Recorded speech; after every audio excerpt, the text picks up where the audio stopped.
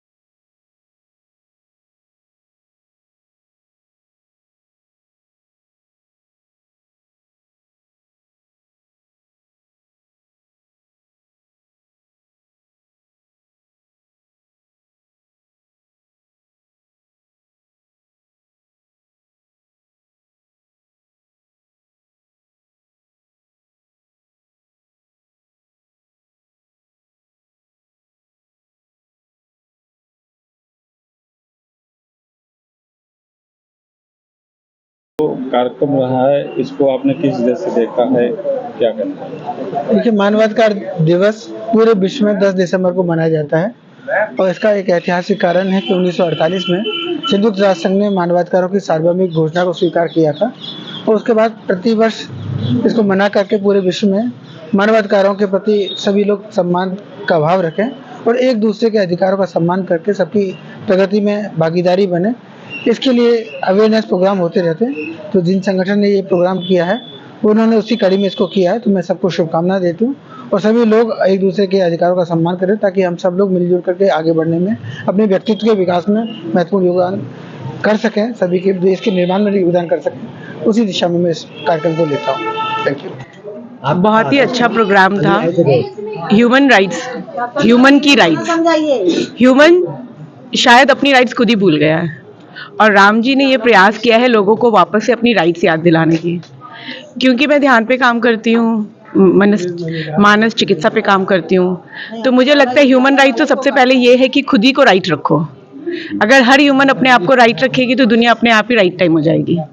लोग अगर खुश रहना सीख ले, अपने वेगस नर्व को वापस से रीसेट कर ले, अपने बायोलॉजिकल क्लॉक को वापस से रीसेट कर ले, जो हमारा यूनिवर्सल चलता है उसके अधीन होकर अगर हम कार्य करें तो हमें लगता है हम सबसे ज़्यादा ह्यूमन राइट्स को देख पाएंगे।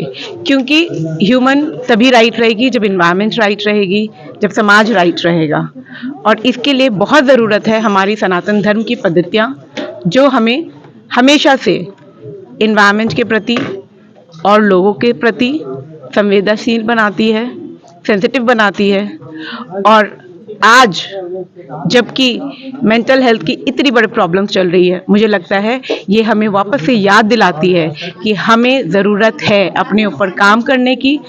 हम सशक्त बनेंगे तो भारत सशक्त बनेगा। दिसंबर ह्यूमन राइट्स डे, हर इंसान की पहचान उसके नेशन के बाद उसके राइट से होती है, उनके अधिकारों से होती है। वो चाहे किसी भी मजहब का हो, किसी भी भाषा को क्यों ना बोलता हो, उसके अधिकार ही उसकी असली पहचान है।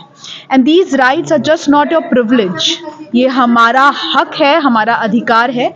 लेकिन हम इन्हीं अधिकारों को कितना खूबसूरती से इस्तेमाल करते हैं, सामाजिक तौर पे, व्यक्तिगत तौर पे कितनी खूबसूरती से इसे अपने जीवन में लाते हैं, ये समाज में भी कई तरीके से एक परिवर्तन लाता है। और पहली शुरुआत होती है आपकी अपनी खुद की सोच से। अगर आपकी सोच सही है तो आप समाज में एक सकारात्मक बदलाव ला सकते हैं।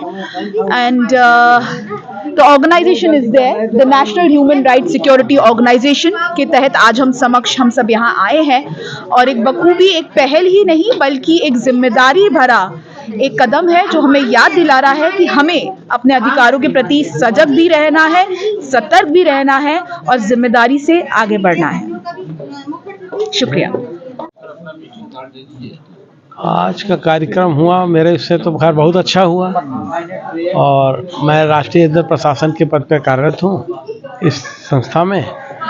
और हम लोगों के जो मुख्य उद्देश्य हैं कि लोगों के मानवाधिकारों की रक्षा की जाए। कोई भी अगर पीड़ित है, कहीं से किसी को दिक्कत है तो हमारा संगठन बढ़ चढ़ के उसमें काम करता है।